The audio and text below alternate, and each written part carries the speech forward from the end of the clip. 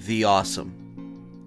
A Star League original design that can bring sustainable firepower in siege situations, defensive maneuvers, or when you need something that can possibly rival a Battlemaster on the battlefield. Does this famed and beloved mech design live up to its name? Let's try to find out. The Awesome started life as a potential replacement for the 94-year-old Striker 2C BattleMech. The Striker 2C was armed with an assortment of weaponry which included a single PPC, 1 large laser, 1 AC-5, and 3 medium lasers. In comparison, the Awesome goes full Palpatine with 3 PPCs and a single small laser. The small laser being used to help defend itself in close quarters combat. Able to spew out nearly endless amounts of blue bolts that resemble lightning, the Awesome can truly dish out punishment in the heat of battle. And speaking of heat, the Awesome has 28 heat sinks dispersed throughout its stocky frame.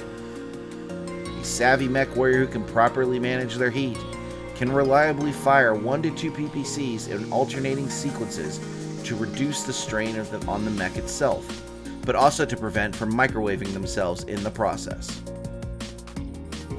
In classic BattleTech, the PPC can deal out 10 damage for each successful hit. In turns where the Awesome is firing 2 PPCs, it has a chance to dish out a PSR to those unfortunate to be on the receiving end.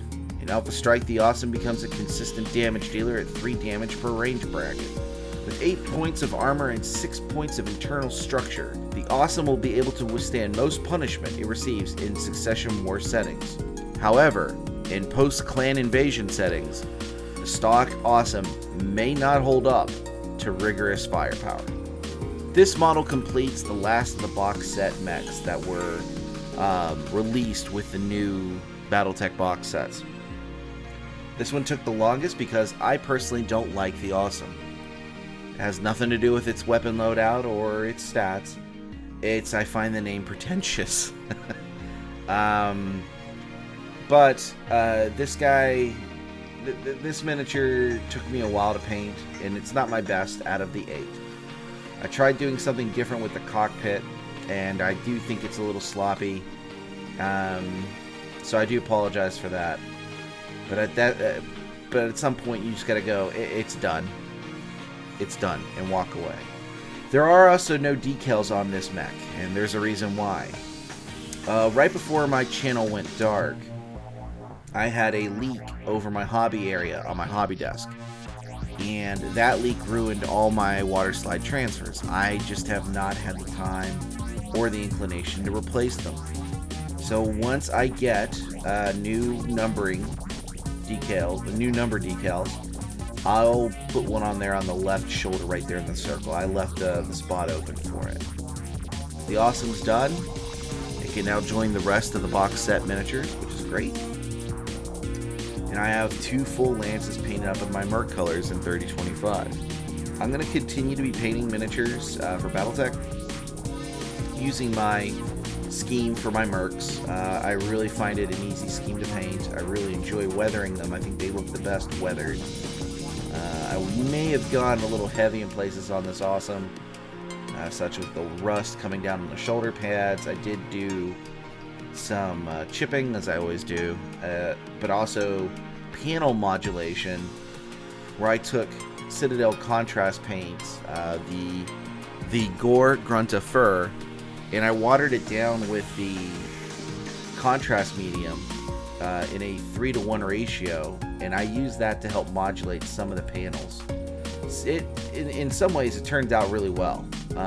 In others, I just don't think you can really tell. I did use contrast medium for the PPCs. I'm iffy on that.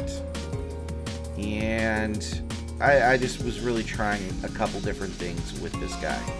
Again, it's not a mech that I have a lot of emotional attachment to. And for a 6mm robot, that's going to be on a table full of other robots, it looks fine. It's not going to win a Golden Demon. It's not going to win any type of painting award. But it's done, and that's what counts. So, final verdict on the Awesome. Is it awesome? Well, let's break it down real quick. You've got 3 PPCs, which make it a mobile pillbox or fortification. And if you're playing in the Succession Wars era, there's not much that can really rival this mid to long range sniper. It truly is a monster in that era.